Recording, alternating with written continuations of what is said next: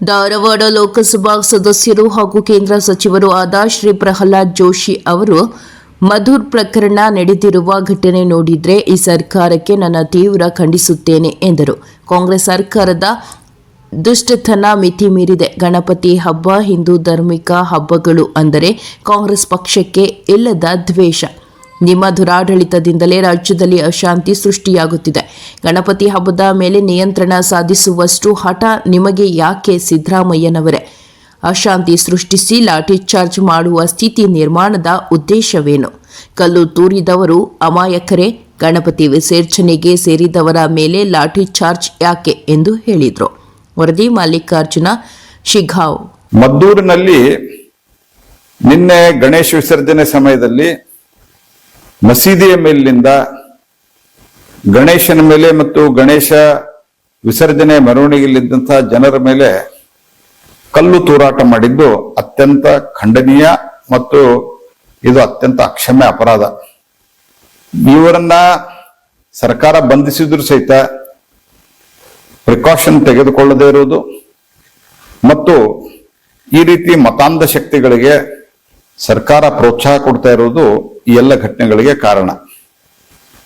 ಅತ್ಯಂತ ಕೆಟ್ಟ ಅಪರಾಧದಲ್ಲಿ police station ಸುಟ್ಟು ಪೊಲೀಸ್ ಅಧಿಕಾರಿಗಳನ್ನ ಕೊಲ್ಲಲಿಕ್ಕೆ ಪ್ರಯತ್ನ ಮಾಡಿದಂತ ಮತ್ತು PFI ಲಿಂಕ್ ಇದ್ದಂತಹ ಅನೇಕ ಜನರ ಕೇಸ್ಗಳನ್ನ ಕಾಂಗ್ರೆಸ್ ಸರ್ಕಾರ ವಿತ್ಡ್ರಾ ಮಾಡಿದ್ರಿಂದ, ಹಿಂಪಡೆದಿದ್ರಿಂದ ಈ ಎಲ್ಲ ಜನರಿಗೆ ಕ್ರಿಮಿನಲ್ಸ್ಗಳಿಗೆ, ಕಮ್ಯುನಲ್ ಕ್ರಿಮಿನಲ್ಸ್ಗಳಿಗೆ ಅವರಿಗೆ ಪ್ರೋತ್ಸಾಹ ಸಿಗ್ತಾ ಇದೆ.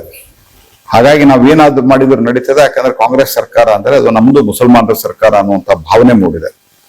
ಹಾಗಾಗಿ ಈ ರೀತಿ ದುಸ್ಸಾಹಸಕ್ಕೆ ಕೈ ಹಾಕ್ತಾರೆ. ಮತ್ತು ಇದರ ಜೊತೆಗೆ ಇವತ್ತು ಬೆಳಿಗ್ಗೆ ಗಣೇಶ ವಿಸರ್ಜನೆಗೆ ಹಿಂದೂ ಸಂಘಟನೆಗಳು ಅಥವಾ ಅಲ್ಲಿನ ಭಕ್ತರು ಪ್ರಯತ್ನ ಮಾಡಿದ್ರೆ ಅವ್ರ ಮೇಲೆ ಲಾಠಿ ಚಾರ್ಜ್ ಮಾಡ್ತಾರೆ. ಇನ್ನು ಮೊದಲೇ ಪ್ರಿಕಾಷನ್ ತೆಗೆದುಕೊಳ್ಳೋ ಯೋಗ್ಯತೆ ಇಲ್ಲ ನಿಮಗೆ ಕರ್ನಾಟಕ ಸರ್ಕಾರಕ್ಕೆ. ಮತ್ತು ಈಗ ಜನರ ಮೇಲೆ, ಅಮಾಯಕರ ಮೇಲೆ ಲಾಠಿ ಚಾರ್ಜ್ ಅನ್ನ ಮಾಡ್ತಾ ಇದ್ದಾರೆ. ಒಟ್ಟಾರೆ ಕಾಂಗ್ರೆಸ್ ಸರ್ಕಾರ ಹಿಂದೂ ವಿರೋಧಿಯಾಗಿದೆ. ಗಣೇಶನ ಪ್ರತಿಷ್ಠಾಪನೆಗೆ ನೂರಾರು ರಿಸ್ಟ್ರಿಕ್ಷನ್, ನೂರಾರು ನಿಬಂಧನೆಗಳು, ಮೈಕ್ ಹಚ್ಚಬೇಕು, ನೂರಾರು ನಿಬಂಧನೆಗಳು. 10 ಗಂಟೆ ಆದರೆ ಪೊಲೀಸರು ಸೀಸ್ ಮಾಡಿದರು. ನಿನ್ನೆ ನನ್ನ ಕ್ಷೇತ್ರದಲ್ಲಿಯೂ ಸಹಿತ ಧಾರವಾಡದ ನರೇಂದ್ರ ಗ್ರಾಮದಲ್ಲಿ ಅಲ್ಲಿ ಅತ್ಯಂತ ಶಾಂತವಾಗಿದ್ದಂತಹ ಮೆರವಣಿಗೆ ಮೇಲೆ ಒಬ್ಬ ಇನ್ಸ್ಪೆಕ್ಟರ್ ಲಾಠಿ ಚಾರ್ಜ್ ಮಾಡಿದ್ದಾನೆ.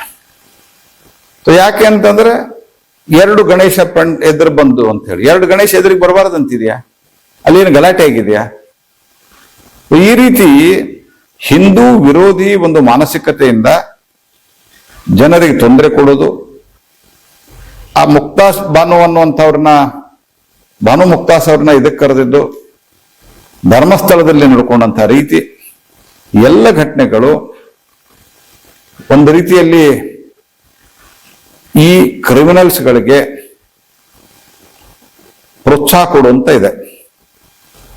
ಕಮ್ಯುನಲ್ ಕ್ರಿಮಿನಲ್ಸ್ಗಳಿಗೆ ಪ್ರೋತ್ಸಾಹ ಕೊಡುವಂತಿದೆ. ಹಾಗಾಗಿ ಈ ರೀತಿ ದುಸ್ಸಾಹಸ ಮಾಡ್ತಾ ಇದ್ದಾರೆ.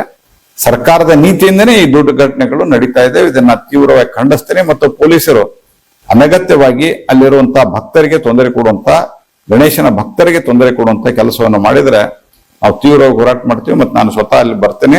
ನಾನು ಗಟ್ಟಿಯಾಗಿ ನಿಂತು ಹೋರಾಟ ಮಾಡ್ತೇನೆ.